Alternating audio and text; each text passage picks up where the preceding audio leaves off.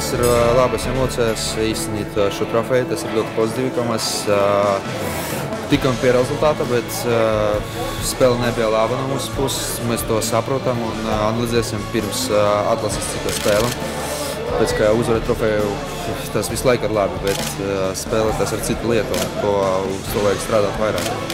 Izdarījām galvenos mērķus, uzvarējām Baltijas kausu. Protams, nevaru būt apmierinātu ar sniegumu. Nebija laba spēle, diemžēl, bet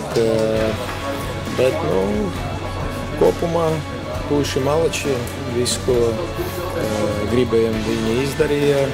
Mēs zinām, ka būs grūti, viņi spēlē mājās un viņam laba komanda.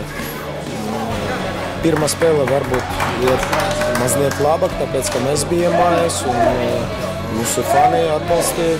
Šeit arī mūsu fani, bez viņiem būtu ļoti grūti, bet varbūt līdzīgi komandi, Lietuva un Igaunija līdzīgi.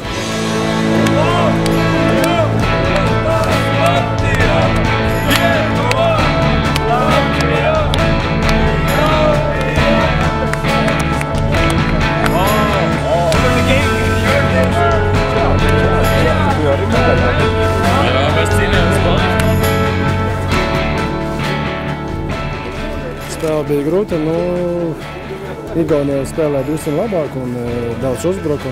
Mēs izturējām to spiedienu un guvām rezultātu, kas mums apvienoja.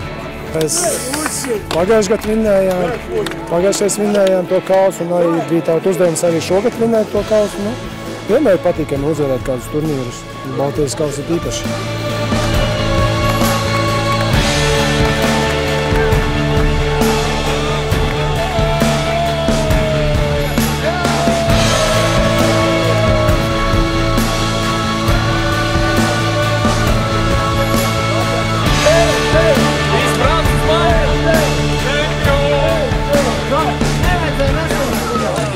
Uzvarēt katreiz ir patīkami.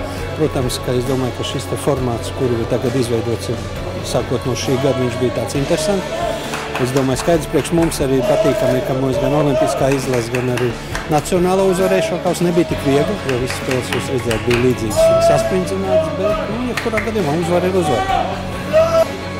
Vai bija kaut kādas sarunas par nākamo Baltijas kausa turnīru? Būs tāds pats formāts. Skaidrs, mums vajadzēs izanalizēt, kur bija kļūdas, kur. Es nedomāju, ka bija kaut kādas kardinālās kļūdas, bet kā uzlabot šo. Es domāju, ka tieši šis nedēļas formāts, kur spēlē katra izlase vienu spēli mājās un vienu izbraukumu, es domāju, viņš ir optimāls gan priekš mums, gan priekš līdzjutējiem. Tas bija labi sistēma.